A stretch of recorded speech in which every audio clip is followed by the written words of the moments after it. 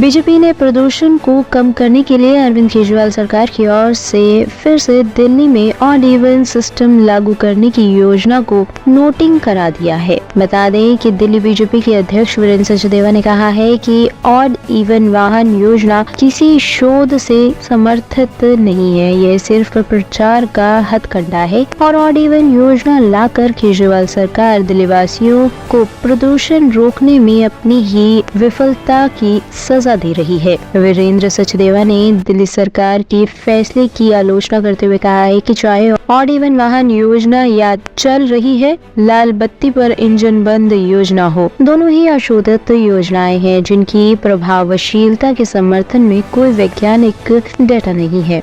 दिल्ली की जनता पर अरविंद केजरीवाल की एक और मार, ऑड इवन। दिल्ली जब दिवाली मना रही होगी तो अगले दिन से आपको घर से निकलने से पहले सोचना पड़ेगा कि अरविंद केजरीवाल ने हमें घर में छुपने के लिए मजबूर कर दिया है। हम अपने काम धंधे पर जाएं या नहीं जाएं, क्योंकि दिल्ली में जो प्रदूषण अरविंद केजरीवाल की नाकामी के कारण है उसकी सज़ा दिल्ली वाले भुगतेंगे।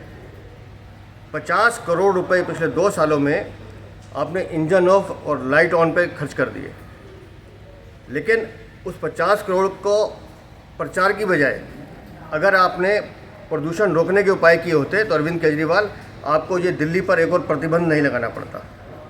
आखिर दिल्ली वालों को किस गुनाह की सज़ा दे रहे हैं? पंजाब में एक दिन में 3200 से ज़्यादा पराली की घटनाएं होती हैं, आपकी सरकार है नहीं रोक पाती।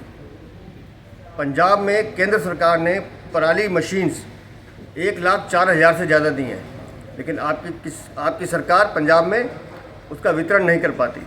अगर आप ईमानदार हैं तो एक बार पंजाब सरकार का ऑडिट करवा लीजिए, पता चल जाएगा कि कितना बड़ा घोटाला उसमें भी किया गया है। आपने दिल्ली की जनता को मजबूर कर दिया कि हम आप पे प्रतिबंध लगाते जाएंगे और आप घर पे बैठिए, क्योंकि मैं अरविंद केजरीवाल दिल्ली में प्रदूषण रोकने में फेल हुआ हूँ। ये सारी फेल्ड स्कीम्स आप पुनः दिल्ली की जनता पर थोप रहे हैं, दिल्ली की जनता को मजबूर कर रहे हैं कि तुम लोग घर में छुप के बैठो, क्योंकि मैं तुम्हें बचाने में सफल नहीं हो पाया हूँ। शर्म आनी चाहिए आपको। टॉप स्टोरी ब्यूरो के लिए दिल्ली से रवि डालमिया की रिपोर्ट।